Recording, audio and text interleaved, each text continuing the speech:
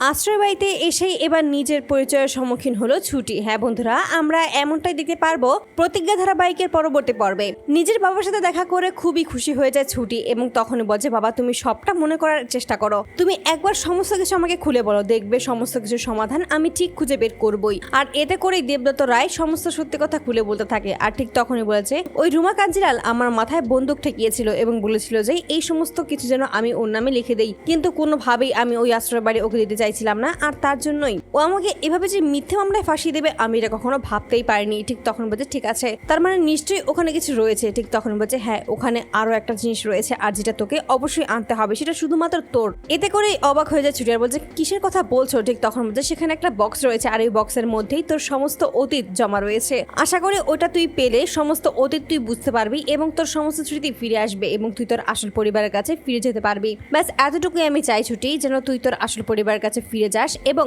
তোর আসল পরিবার যেন তোকে খুঁজে পায়। ছুটি তখন বলছে, এই সমস্ত বলো না বাবা, তুমি হলে আমার আসল বাবা, তাই আমি আর অন্য কোনো কিছু মেনে নিতে পারবো না। ঠিক তখন বলছে, সেটা না হয় পরেই দেখা যাবে, কিন্তু সমস্ত সত্যি তো জানা থাকা খুবই দরকার। আর তখনই সিদ্ধান্ত নেয় যে সে এবার উকিল অর্থাৎ অভি ও ইন্দ্রকে সাথে করে নিয়ে ওই বাড়িতে প্রবেশ করবে, কারণ একা ছুটিকে কোনোদিনও ওই বাড়িতে প্রবেশ করতে দেবে না। আর তখনই ওই বক্সটা সেখান থেকে নিয়ে আসবে। আর তারপরে বাবার কাছ থেকে বেরিয়ে যখন বাইরে বেরিয়ে আসে, ঠিক সেই মুহূর্তে অভি আর ইন্দ্রকে দেখতে পায়। আর তখনই অভিকে বলে যে আমাদের একবার আশ্রয় বাড়ি যেতে হবে। এতে করে অবাক হয়ে যায় অভি আর বলছে, কেন হঠাৎ করে আশ্রয় বাড়িতে কেন? ঠিক তখন বলছে, আসলে বাবা ওখানে আমার একটা বক্স রেখে আছে আর ওই বক্সের মধ্যেই নাকি আমার সমস্ত অতীত রয়েছে। আমার তো অতীতের কোনো কিছুই মনে নেই, আমার মা বাবা কারো কোনো স্মৃতি আমার মনে নেই। তার জন্যই বাবা বলেছে ওখানে আমি সমস্ত কিছু খুঁজে পাবো। আমার বাবা শুধুমাত্র চায় যেন আমি আমার আসল পরিবারকে খুঁজে পাই, ব্যাস এতটুকুতেই। তবে আপনাদের সাহায্য ছাড়া সেটা আমার কোনোদিনও সম্ভব হবে না। আর এতে করে তারা দুজনেই রাজি হয়ে যায়। অতঃপর তারা চলে আসে ওই আশ্রয় বাড়িতে। সেখানে এসে যখন সমস্ত কিছু দেখতে থাকে, ঠিক সেই মুহূর্তে অভি বলছে, এখানে তো সমস্ত কিছু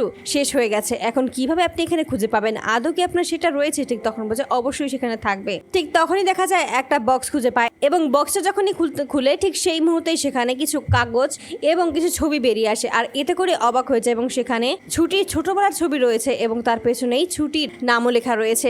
আর এই সমস্ত দেখে যখনই ছুটির মাথায় প্রচন্ড চাপ অনুভব হয়, ঠিক সেই মুহূর্তে অভি সেখানে ছুটি আসা বলছে, কি হয়েছে ছুটি, আপনার কি কোথাও খারাপ লাগছে?